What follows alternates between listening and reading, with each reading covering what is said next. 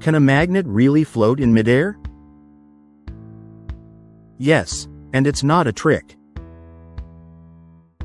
This is called the Meissner Effect.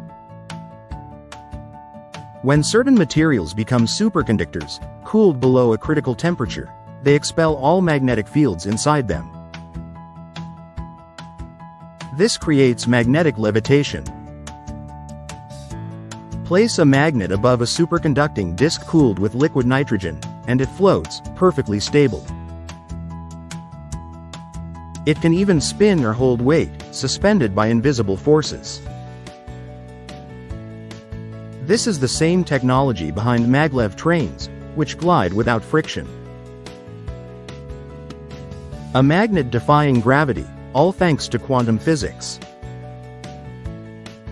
This is the Meissner Effect.